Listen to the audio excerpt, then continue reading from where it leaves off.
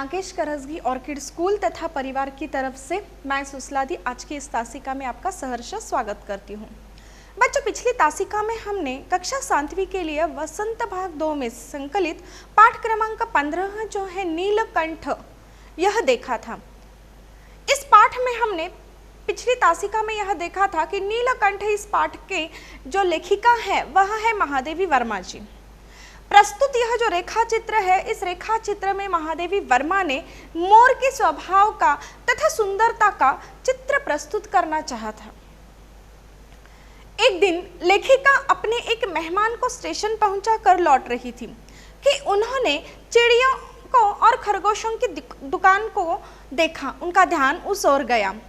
वे बड़े मियाँ चिड़िया वाले की दुकान पर भी अभी पहुंचे भी न थे कि उन्होंने बीचों बीच गाड़ी रुकवा कर लेखिका को मोर के 2 बच्चों के बारे में बताना शुरू कर दिया।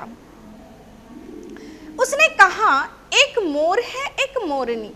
लेखिका ने मोर के बच्चे देखने चाहे।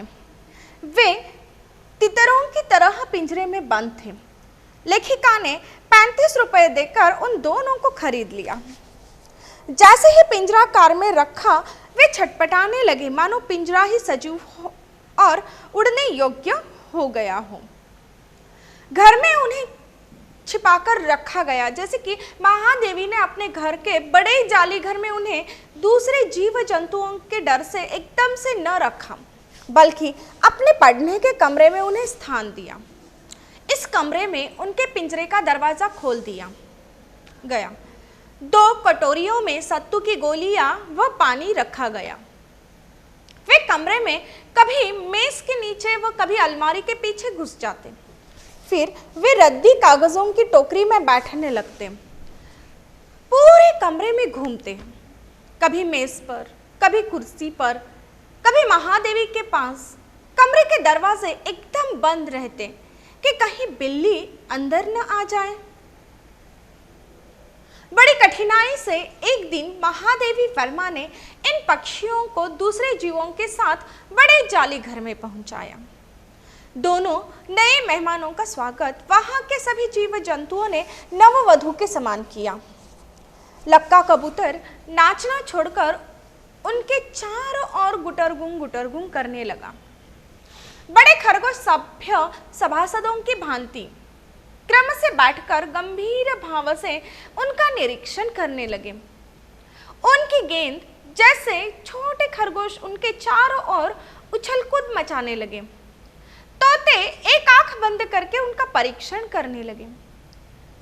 मानव चिड़िया घर में भूचाल आ गया। धीरे धीरे मोर के बच्चे बढ़ने लगे। मोर के सिर पर कलगी सघन ऊंची और चमकीली हो गई। चोंच टेढ़ी और तेज हो गई। गोल आंखें इंद्रमणि की नीली चमक की भांति चमकने लगी।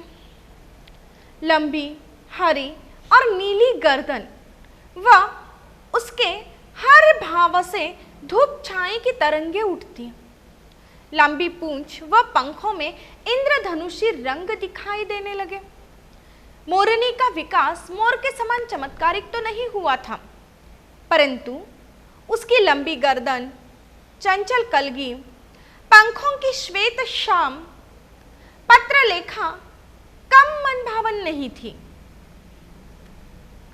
मोर की गर्दन नीली होने के कारण उसका नाम रखा गया नीलकंठ। वह मोरनी के सदा उसके साथ साथ चलने के कारण उसका नाम रखा गया राधा। नीलकंठ की भाव भंगिमाएं लेखिका को आकर्षित करती। उसका गर्दन ऊंची करके देखना, विशेष भंगिमा के साथ नीचे कर दाना चुगना, पानी पीना, टेढ़ी कर शब्द सुनना, लेखिका व मेहमानों के स्वागत हेतु अपने पंखों को मंडलाकार रूप देना, वर्षा ऋतु में नृत्य करना आदि मनमोहक लगता था। सभी जीव जंतुओं ने नीलकंठ को अपना संरक्षक व सेनापति नियुक्त कर लिया था। सबको दाना खिलाने लेकर जाता था।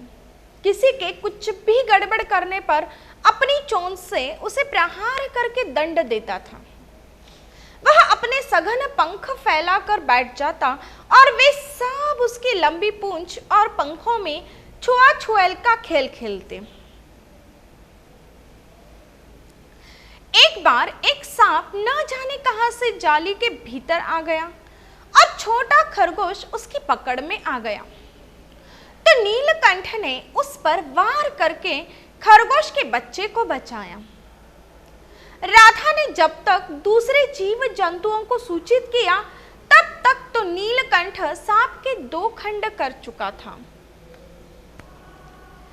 पिछली तासिका में हमने यहाँ तक देखा था। आज हम इस पाठ का अगला हिस्सा देखते हैं, पाठ की अगली ओर बढ़ते हैं। तो मैं आशा करती हूँ आप सब लोग अपने साथ अपनी पाठ्य पुस्तक और पेंसिल लेकर बैठे होंगे।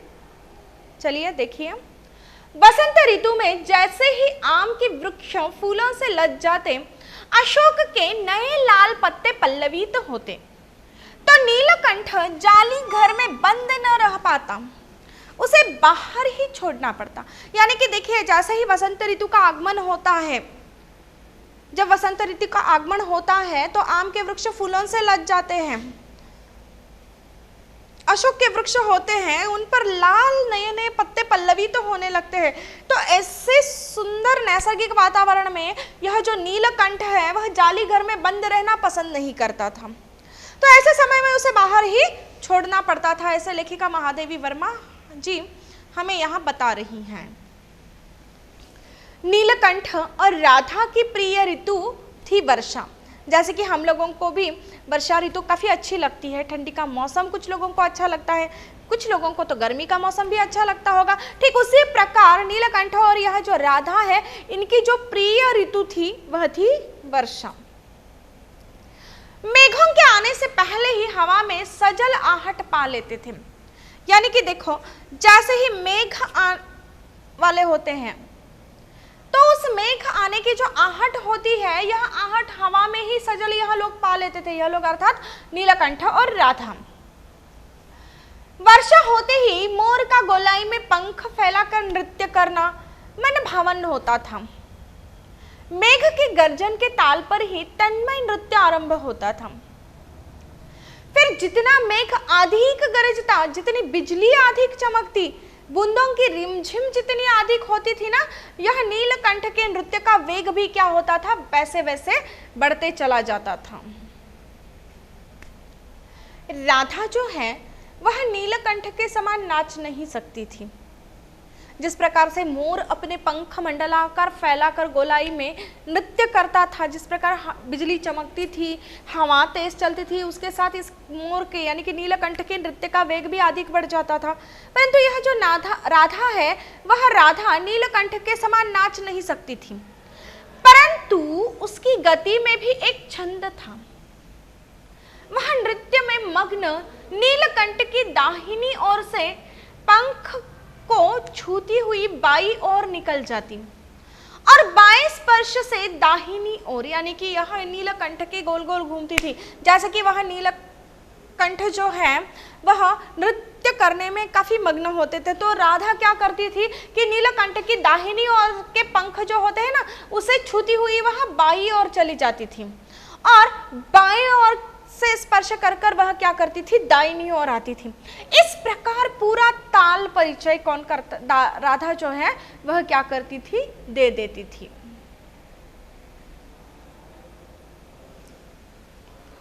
एक दिन किसी काम से लेखिका नखास कोने से निकली तो बड़ी मियाँ ने कार को रोक लिया और उन्हें एक मोरनी दिखाई जिसके पंजों की उंगलियां टूटी हुई थी।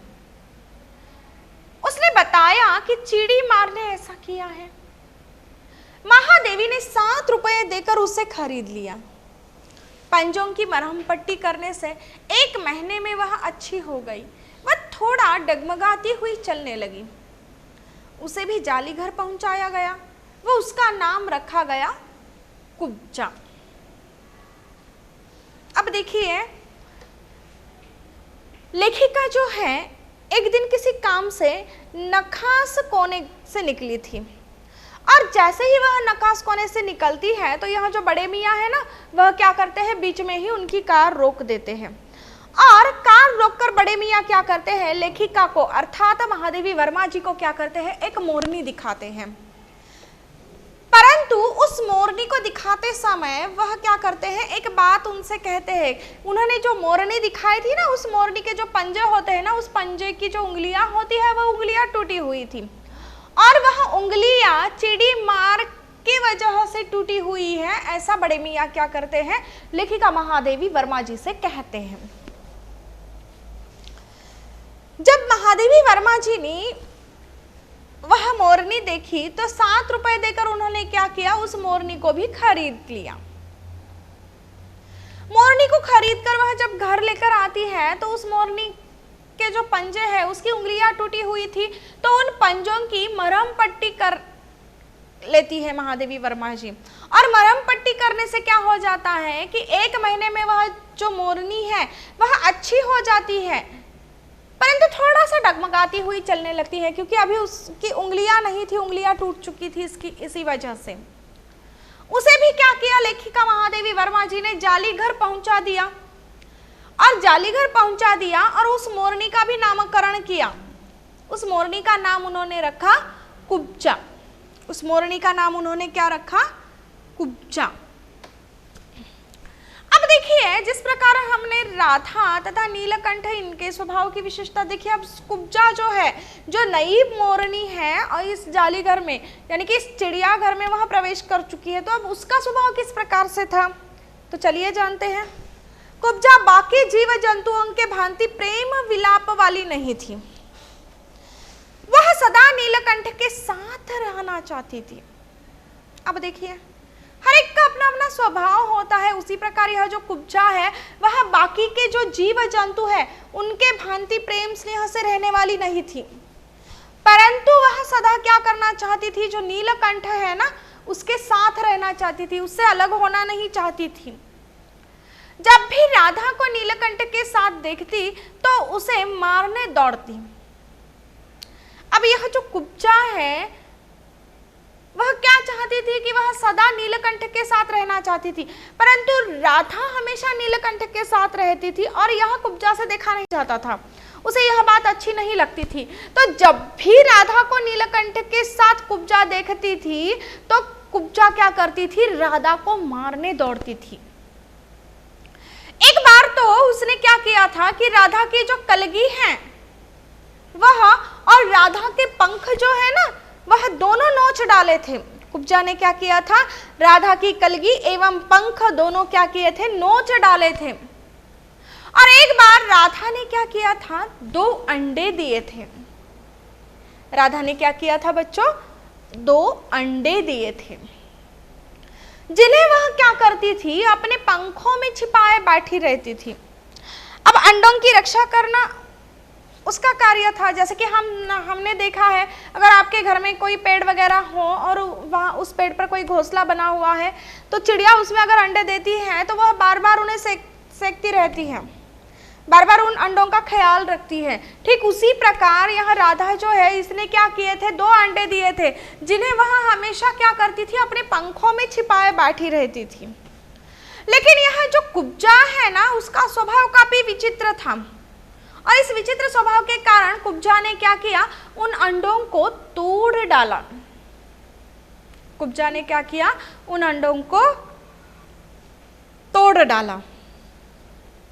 नीलकंठ उससे दूर भागता था, परंतु वह किसी को भी नीलकंठ के समीप नहीं आने देती थी। यह जो कुब्जा है, हमने देखा कि इसे हमेशा नीलकंठ के साथ रहना चाहती थी या नीलकंठ के साथ रहना है, परंतु नीलकंठ क्या करता था, इस कुब्जा से हमेशा दूर भागता था, क्योंकि कुब्जा उसे पसंद नहीं आती थी, उसका स्वभाव नहीं उसे पसंद आता था। परंतु वह किसी को भी नीलकंठ के समीप नहीं आने देती थी। यानी कि देखिए, यहाँ होता क्या है कि नीलकंठ कुब्जा से दूर भागता है, जबकि कुब्जा हमेशा उसके साथ रहना चाहती है।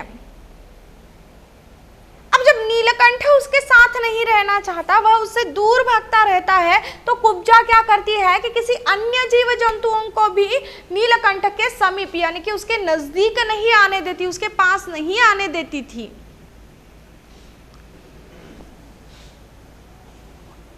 राधा से अलग रहकर नीलकंठ अप्रसन्न रहने लगा। अब देखिए, राधा और नीलकंठ यह दोनों साथ में रहते थे और दोनों साथ में ही जाली घर आए। दोनों को साथ में ही लेखिका महादेवी वर्मा जी ने खरीदा था 35 रुपए देकर, और दोनों का स्वभाव काफी मिलता जुलता था, इसलिए वह दोनों एक दूसरे के साथ काफी प्रसन्न रहते थे। परंतु कुब्जा के आने से ऐसा हो गया कि कुब्जा नीलकंठ के समीप अर्थात नीलकंठ के नजदीक किसी को आने नहीं देती थी, और जब राधा नीलकंठ के साथ होती थी तो कुब्जा क्या करती थी, उसकी कलगी तथा उसके जो पंख है उनको नोच डालती थी, उसे आहत करती थी। अब राधा से दूर रहकर यह जो नीलकंठ है वह दुखी रहने लगा, वह अप्रसन्न रहने लगा, खुश नहीं रहता था वह राधा से अलग रहकर। कई बार वह जालीगर से भाग भी गया, और यह सारा वातावरण देखकर यह जो नीलकंठ है वह उसने कई बार जालीगर से भाग जाने का प्रयास भी किया था। कई बार वह उदास होकर आम की शाखाओं में भूखा प्यासा छिप जाता था। कई बार क्या होता था कि यह जो नीलकंठ है, यह नीलकंठ क्या करता था कि कुब्जा के इस बर्ताव के कारण या राधा से अलग होने के कारण वह क्या करता था कि जो आम की शाखाएं हैं ना, उन शाखाओं में भूखा प्यासा छिप जाता था। एक बार खिड़की के शेड पर छिपा रहा। अब देखिए, यह कुब्जा से बचने की कोशिश कर रहा है, और कुब्जा से या कुब्जा के साथ न रहने के लिए यह क्या करता था, नीलकंठ भूखा प्यासा आम की शाखाओं में छुपे रहता था। एक बार तो इसने क्या किया था कि खिड़की की जो शेड है उसमें या उसके ऊपर वह छिपकर बैठा रहा। अब जो यह नीलकंठ था, इस नीलकंठ की जो चाल थी उसमें थकावट व आंखों में शून्यता रहती थी, यानी कि अब नीलकंठ पहले की तरह प्रसन्न उत्साही नहीं दिखाई देता था। अब जब भी नीलकंठ को देखते थे तो उसकी जो चाल है उसमें थकावट आ गई थी, उसकी आंखों में शून्यता रहती थी, यानी कि वह पूर्णतः से उदास, अप्रसन्न, दुखी दिखाई देता था। उसको देखते ही पता चलता था कि अभी वह खुश नहीं है, वह प्रसन्न नहीं है, नीलकंठ दुखी है। यह उसको देखते ही अब क्या होता था, उसकी आंखों में देखते ही, उसकी शून्यता देखते ही हमें पता चल जाता था। महादेवी जी जो है वह सोचती रही कि समय रहते सब ठीक हो जाएगा। कहते हैं ना कि समय दुख की सबसे बड़ी दवा होती है, तो महादेवी वर्मा जी को भी ऐसा लगता था कि समय के साथ सारी चीजें बदल जाएगी, कुब्जा का स्वभाव बदल जाएगा, यह जो नीलकंठ दुखी रहता है वह उसके दुख का कारण भी बदल जाएगा। अब नीलकंठ प्रसन्न होने लगा, समय के साथ काफी सारी चीजें बदलेंगी, ऐसे महादेवी वर्मा जी सोचती रहती थी। लेकिन एक दिन सुबह उन्होंने देखा कि नीलकंठ पूंछ व पंख फैलाए धरती पर बैठा था। एक दिन उन्होंने क्या देखा कि यह जो नीलकंठ है, यह नीलकंठ पूंछ व पंख फैलाए धरती पर बैठा था। लेखिका के पुकारने पर भी वह हिला डुला नहीं, वास्तव में वह मर गया था। देखिए अंत में क्या हो चुका था कि यह जो नीलकंठ है वह नीलकंठ मर गया था। नीलकंठ क्यों अप्रसन्न रहने लगा बच्चों? नीलकंठ अप्रसन्न रहने लगा क्योंकि इसका कारण था कुब्जा और कुब्जा का स्वभाव। अब देखिए, राधा से अलग होकर नीलकंठ खुश नहीं था क्योंकि वह हमेशा राधा के साथ रहना चाहता था, परंतु जो कुब्जा है वह राधा को नीलकंठ के साथ नहीं देख पाती थी, इसलिए वह हमेशा उन दोनों को अलग करने का प्रयास करती थी। और इस बात से नीलकंठ क्या होता था, अत्यंत दुखी रहता था, वह प्रसन्न नहीं रहता था। और कई बार इसी कारण क्या हो जाता है कि नीलकंठ जाली घर से भाग जाता है। कई बार उसने ऐसा प्रयास किया कि वह जाली घर से भाग जाए ताकि वह कुब्जा से दूर जा पाए। कई बार वह कुब्जा से दूर जाने के लिए उदास होकर क्या करता है कि आम की जो शाखाएं होती है ना, उन शाखाओं में जाकर बैठ जाता था, परंतु वह भूखा प्यासा वहां पर छिप जाता था। उसे ना खाने की सुध रहती थी ना पीने की सुध रहती थी। तो देखिए, नीलकंठ इतना उदास हो गया था, इतना मायूस हो गया था कि वह आम की शाखाओं में भूखा प्यासा छिपा जाकर बैठ जाता था। एक बार तो नीलकंठ क्या करता है कि खिड़की के शेड पर जाकर छिप जाता है ताकि उसे कोई देख ना पाए या वह कुब्जा उसे देख ना पाए। अब इन सारी बातों से नीलकंठ काफी थक चुका था, उसका मन उदास हो चुका था, उसका मन उब गया था। अब जो नीलकंठ है उसकी चाल में भी क्या हो चुकी थी, थकावट आ गई थी। जैसे कि हम बोलते हैं ना, जीने की जो उम्मीद होती है वही खत्म हो चुकी थी यहाँ नीलकंठ की। उसकी आंखों में शून्यता रहती थी, यानी कि उसकी आंखों में जो चमक थी वह पूरी चमक ही कहीं गायब हो चुकी थी। उसकी आंखों में अब केवल और केवल शून्यता रहती थी कि जिसमें कुछ नहीं, अभी सब खत्म हो गया, ऐसे उसको देखने के बाद लगता था। और जब भी लेखिका महादेवी वर्मा जी यह सारा दृश्य देखती थी तो वह सोचती रहती थी कि समय रहते क्या हो जाएगा, सब ठीक हो जाएगा, कि अब जो चल रहा है जाली घर में कि राधा, नीलकंठ और कुब्जा, इन तीनों को लेकर यह सारी बातें बदल जाएगी। परंतु होता नहीं है ऐसा, और इसका अंत इतना भयानक हो जाता है कि एक दिन सुबह लेखिका महादेवी वर्मा जी देखती है कि नीलकंठ पूंछ और वह पंख फैलाए धरती पर बैठा है।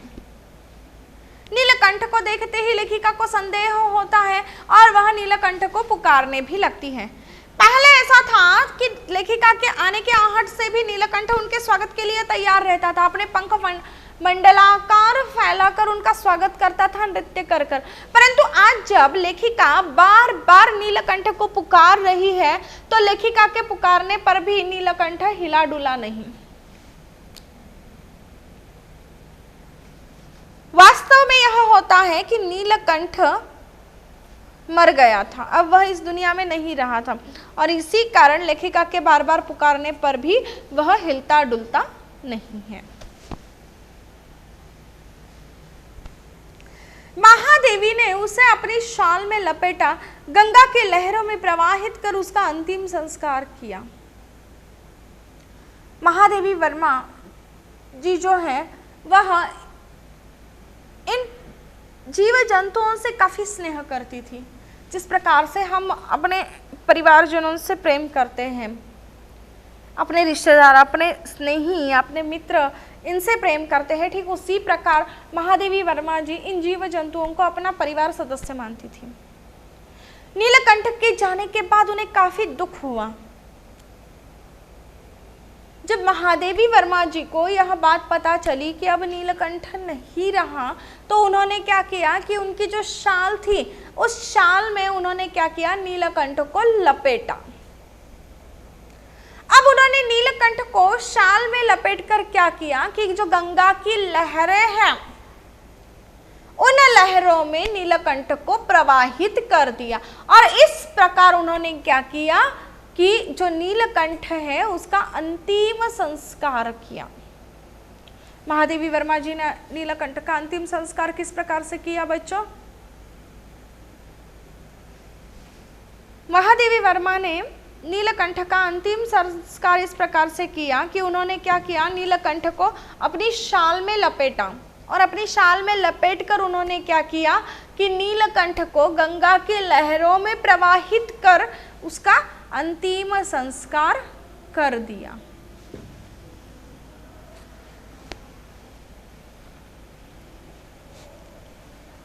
अब राधा जो है वह नीलकंठ के मृत्यु के बाद सदा उसके इंतजार में रहती कि वह आ जाएगा। हमारी जो आशा अपेक्षाएं होती है ना, वह कभी खत्म नहीं होती है। उसी प्रकार राधा को भी आस थी। राधा जो है वह हमेशा क्या करती थी, नीलकंठ की राह देखती थी, उसका इंतजार करती रहती थी।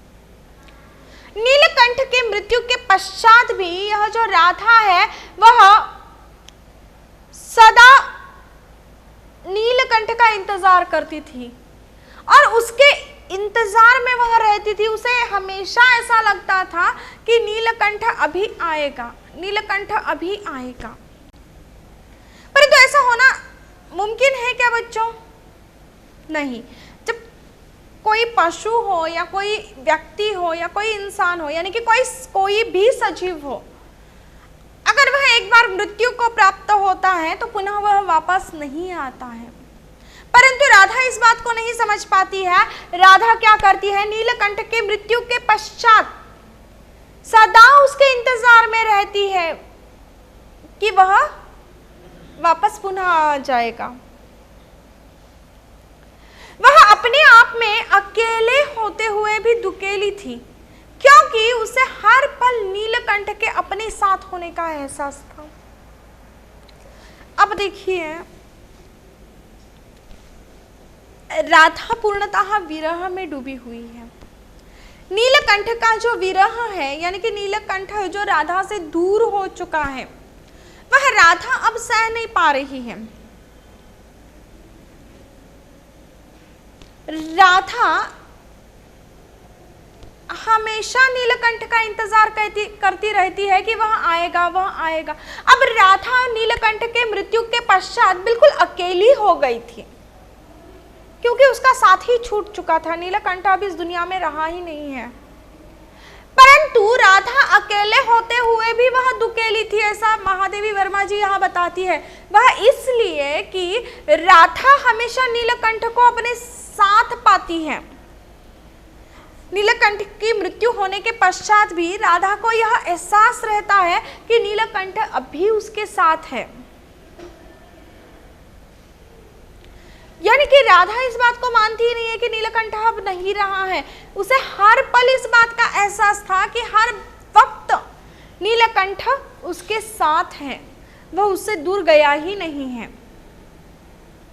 इसी कारणवश राधा नीलकंठ के मृत्यु के पश्चात अकेली हो गई थी, परंतु अकेली होते हुए भी उसे अकेलेपन का एहसास कभी नहीं हुआ, या अकेलापन कभी उसे महसूस नहीं हुआ, क्योंकि उसे हर पल ऐसा लगता था कि नीलकंठ अब क्या है, उसके साथ है। और यही एहसास जो है,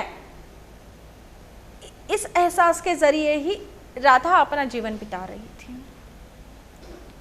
आषाढ़ माह में जब बादल छाते थे तो वह कभी ऊंचे झूले पर चढ़कर, कभी अशोक की डाल पर अपनी तेज आवाज में नीलकंठ को बुलाती रहती थी। इंसान को एक आस रहती है कि गया हुआ इंसान पुनः वापस नहीं आता है, परंतु यह जो राधा है, यह राधा क्या करती थी कि आषाढ़ माह में जब भी बादल छाते थे तो वह क्या करती थी, ऊंचे झूले पर चढ़ जाती थी और ऊंचे झूले पर चढ़कर कभी अशोक की डाल पर अपनी तेज आवाज में नीलकंठ को बुलाती रहती थी। यानी कि उसे ऐसा लगता था कि अब आषाढ़ है, बादल छाए हैं तो बरसात होगी, वर्षा होगी, और अभी कहीं से नीलकंठ आएगा और अपने पंख मंडलाकार फैलाकर वह राधा के साथ नृत्य करने लगेगा। परंतु होता नहीं ऐसा है। इसीलिए आषाढ़ माह में जब भी बादल छाते तो यह जो राधा है, यह राधा क्या करती, ऊंचे झूले पर चढ़कर कभी अशोक की डाल पर अपनी तेज आवाज में नीलकंठ को बुलाती रहती। कुब्जा का नीलकंठ को ढूंढते रहना हमेशा लगातार शुरू था, क्योंकि कुब्जा भी क्या करना चाहती थी, नीलकंठ के साथ रहना चाहती थी, जबकि नीलकंठ उसके साथ रहना नहीं चाहता था। कुब्जा भी नीलकंठ को ढूंढती रहती थी। जाली का दरवाजा खुलते ही बाहर भागती और आम, अशोक, कचनार आदि की शाखाओं में नीलकंठ को ढूंढने का प्रयास करती रहती। एक दिन आम की शाखा से उतरी कि अल्सेशियन कुतिया कजली उसके सामने आ गई। उसने कजली पर भी चोंच का प्रहार किया। अब देखिए यह जो अल्सेशियन कुतिया जो है कजली, इसके सामने अचानक कुब्जा आ जाती है, परंतु कजली को देखते ही कुब्जा ने क्या किया कि उस पर चोंच से प्रहार किया। अब कजली ने जब उस पर प्रहार हो रहे हैं तो यह सह लेगी क्या? वह नहीं। तो कजली ने क्या किया कि उसके 2 दांत उसकी गर्दन पर लगाए। इससे उसकी भी जीवन लीला समाप्त हो गई। इससे किसकी जीवन लीला समाप्त हो गई? कुब्जा की जीवन लीला समाप्त हो गई। लेखिका के लिए इन तीनों पक्षियों की प्रकृति विभिन्नता विशेष थी। अब देखिए यह जो तीनों पक्षी थे, यानी कि तीनों मोर ही थे, एक नीलकंठ, एक राधा और एक कुब्जा। तो यह जो तीनों पक्षी थे, इनकी जो प्राकृतिक विभिन्नता थी यह विशेष थी। जैसे कि इन तीनों के अगर स्वभाव देखे जाए तो वह काफी अलग अलग थे। तो इसीलिए लेखिका के लिए इन तीनों पक्षियों की प्राकृतिक विभिन्नता जो थी वह काफी विशेष थी। तो आज हमारा यहाँ पर नीलकंठ यह पाठ समाप्त होता है। धन्यवाद एवं शुभ दिन।